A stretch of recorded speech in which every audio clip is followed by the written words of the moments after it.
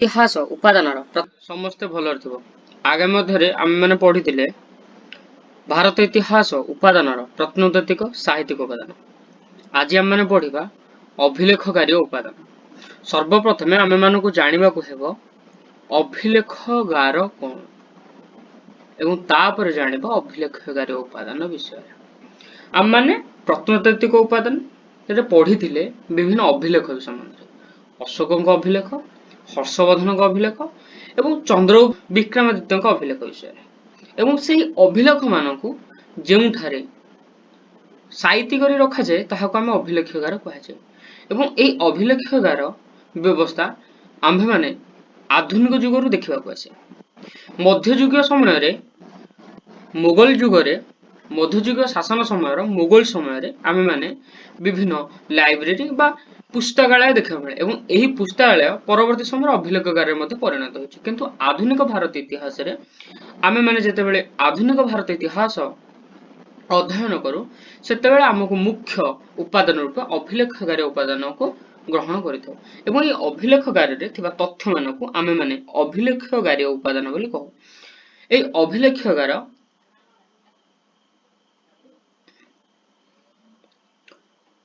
ଆଧୁନିକ ଯୁଗର ଇତିହାସ ଅଧ୍ୟୟନ ନିମନ୍ତେ ଆମେମାନେ ଅଭିଲେଖଗାର ଉପାଦାନକୁ ମୁଖ୍ୟ ଭୂମିକା ରୂପେ ଗ୍ରହଣ କରୁ। ପ୍ରାୟତଃ ବ୍ରିଟିଶ ଯୁଗର ଇତିହାସକୁ ପଢିବାକୁ ଏହା ସାହାଯ୍ୟ କରିଥାଏ।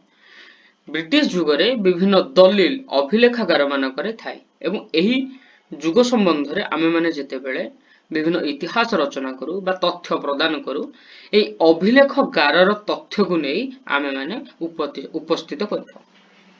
ଅଭିଲେଖଗାର ହେଲା କଣ ନା ସରକାରୀ ଦଲିଲ, ଚିଠିପତ୍ର, ବୈଦେଶିକ ରାଜିନାମା ନକଲ, କେତେକ ବ୍ୟକ୍ତିଗତ ଚିଠି ଓ ସମ୍ବାଦପତ୍ର ସୁରକ୍ଷିତ ବ୍ୟବସ୍ଥା ରହିଥାଏ।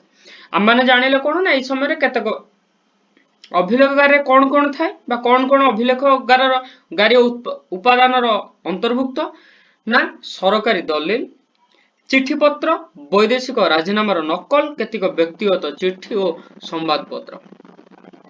ସରକାର ଯେତେବେଳେ କିଛି ଆଦେଶନାମା ଜାରି କରିଥାନ୍ତି ଲୋକମାନଙ୍କ ପାଇଁ କିଛି ଦଲିଲ ବା ତଥ୍ୟ ପ୍ରଦାନ କରିଥାନ୍ତି ସେଇ ତଥ୍ୟର ନକଲି ପତ୍ର ଏବଂ ଅନେକ ସମୟରେ ସରକାର ଚିଠିପତ୍ର ଦେଇଥାନ୍ତି ଏବଂ ବୈଦେଶିକ ରାଜିନାମା ଗୋଟିଏ ଦେଶର ମନ୍ତ୍ରୀ ଅନ୍ୟ ଦେଶ ସହିତ ରାଜିନାମା ଚୁକ୍ତି କଲେ ଏବଂ ସେଇ ଚୁକ୍ତିର ଗୋଟେ ନକଲ ବିଭିନ୍ନ ସମୟରେ ସାଇତି କରି ରଖାଯାଇଥାଏ ଆଗାମୀ ପିଢି ନିମନ୍ତେ ଏବଂ ଏହାର ନକଲ ଏବଂ କେତେକ ବ୍ୟକ୍ତିଗତ ଚିଠି ଅର୍ଥାତ ଆମେମାନେ ଜାଣିଛେ ଯେ ମହାତ୍ମା ଗାନ୍ଧୀଙ୍କ ଚିଠି ହେଉ ବା ଜବାହରଲାଲ ନେହେରୁଙ୍କ ଚିଠି ହେଉ ବା ଅନେକ ବ୍ୟକ୍ତି ବିଶେଷଙ୍କ ଚିଠି ଏବଂ ସମ୍ବାଦପତ୍ର ବିଭିନ୍ନ ସମୟରେ ସମ୍ବାଦପତ୍ରରେ ବିଭିନ୍ନ ଖବର ପ୍ରକାଶିତ ପାଇଥାଏ ଏବଂ ଏହି ମୁଖ୍ୟ ସମ୍ବାଦପତ୍ର ଗୁଡିକ ସୁରକ୍ଷିତ ଭାବରେ ସାଇତି ରଖିଥାଏ ଏବଂ ଯେଉଁଠାରେ ସାଇତି ରଖାଯାଇଥାଏ ତାହାକୁ କୁହାଯାଏ ଅଭିଲେଖଗାର ଏବଂ ଏହି ଅଭିଲେଖଗାରର ତଥ୍ୟକୁ ଆମେ ଅଭିଲେଖଗାରୀ ଉପାଦାନ କହୁ। ଆମେମାନେ ଜାଣିଛେ ଯେ ଆମମାନଙ୍କର ଜାତୀୟ ଅଭିଲେଖଗାର କେଉଁଠାରେ ଅବସ୍ଥିତ ନା ନୂଆଦିଲ୍ଲୀ ଠାରେ ଅବସ୍ଥିତ ଅଛି ଏବଂ ପ୍ରତ୍ୟେକ ରାଜ୍ୟରେ ଗୋଟିଏ ଗୋଟିଏ ଅଭିଲେଖଗାର ଅଛି ଏବଂ ଆମ ରାଜ୍ୟର ଅଭିଲେଖଗାର ଭୁବନେଶ୍ୱର ଠାରେ ଅବସ୍ଥିତ।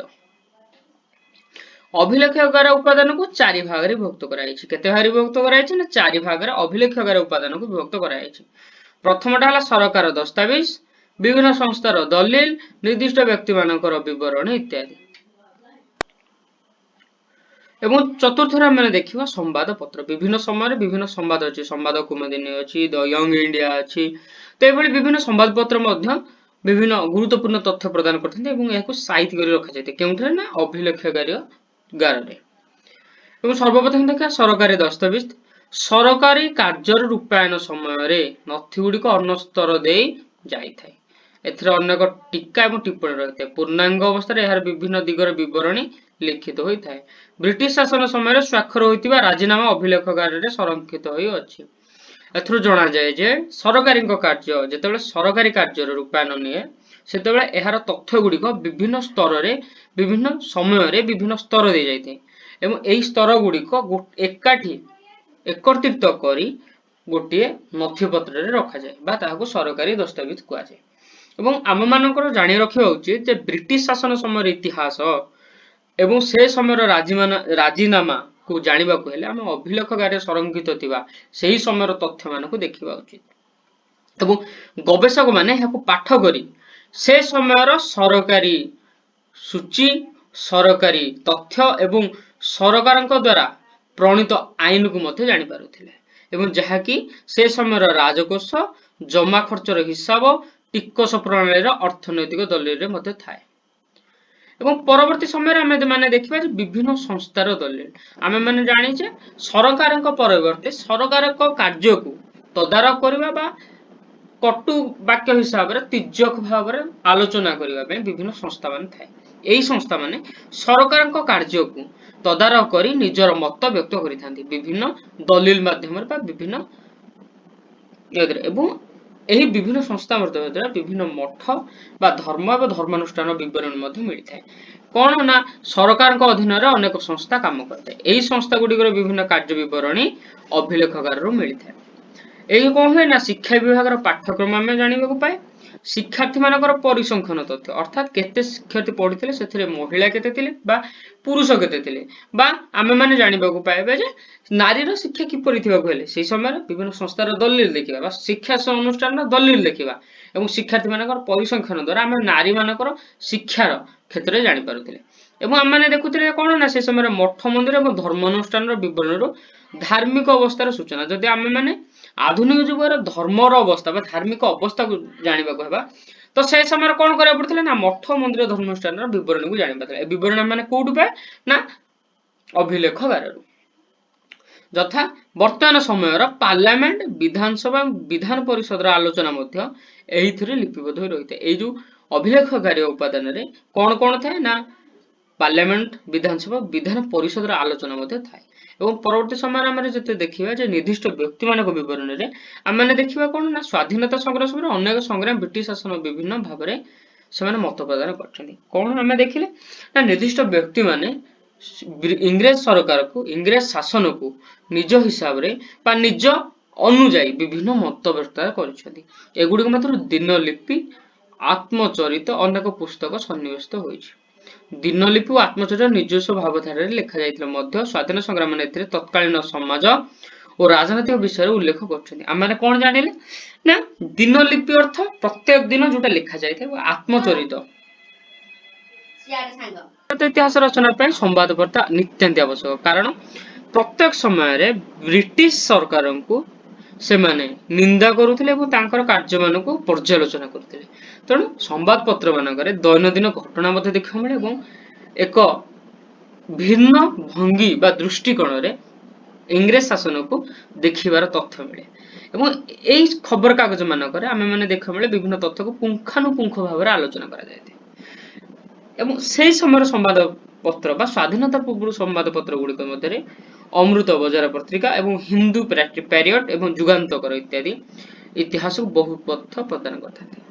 ଏବଂ ଆମେ ମାନେ ଜାଣିଛେ ଅନେକ ସମୟରେ Asiatic researchers, journal of the royal Asiatic society, Asiatic quarterly review ଏବଂ journal of the Asiatic society ଏଭଳି ବିଭିନ୍ନ ସଂସ୍ଥା ମାନ ଗଢି ଉଠିଥିଲା ଏବଂ ଅନେକ ତଥ୍ୟ ମଧ୍ୟ ଦିଆଯାଇଥିଲା। ଆମେ ଶେଷରେ କହିବାକୁ ଜାଣିବା ଯେ ଯଦି ଭାରତ ଇତିହାସ ଲିଖନ କରାଯାଏ ବା ଭାରତ ଇତିହାସ ନୁହଁ ଯେକୌଣସି ଇତିହାସ ରଚନା କରାଯାଏ ଆମେ ଉପାଦାନକୁ ଛାଡି ଇତିହାସ ରଚନା କରାଯାଇ ପାରିବ ନାହିଁ।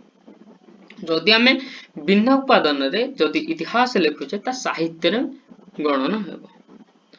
ଏବଂ ପରିଶେଷରେ ଯେତେବେଳେ ଆମେ ସାରାଂଶ ଦେଖିବା ଆମେ ମାନେ ପଢିଲେ କଣ ଏଇ ଭାରତ ଇତିହାସ ରଚନାର ଉପାଦାନ ବିଷୟରେ ଆମେ ପଢିଲେ କଣ ନା ଆମେ ସମ୍ପୂର୍ଣ୍ଣ ଭାବରେ ବିଶ୍ଳେଷଣ କରି ଇତିହାସ ଲିଖନକୁ ଏବଂ ଆମେ ଏହାକୁ ତିନି ଭାଗରେ ବିଭକ୍ତ କଲେ ସେଇ ଉପାଦାନକୁ କଣ କଣ ନା ପ୍ରତ୍ନତାତ୍ତ୍ୱିକ ଉପାଦାନ ଯାହା ମାଟି ବା ଭୂଖଣ୍ଡରୁ ମିଳିଛି, ସାହିତ୍ୟିକ ଉପାଦାନ ଯାହା ବିଭିନ୍ନ ସମୟରେ ଲେଖାଯାଇଥିବା କାବ୍ୟ, ଗଳ୍ପ, କବିତା ବା ବୈଦେଶିକ ବିବରଣୀ ଅର୍ଥାତ୍ ବିଦେଶରୁ ଆସିଥିବା ପରିବାରଜ ମାନଙ୍କର ବିବରଣୀ ଏବଂ ପରବର୍ତ୍ତୀ ସମୟରେ ଆଧୁନିକ ଭାରତ ଇତିହାସ ରଚନା କରିବା ପାଇଁ ଅଭିଲେଖଗାରୀ ଉପାଦାନକୁ କୁହାଯାଏ।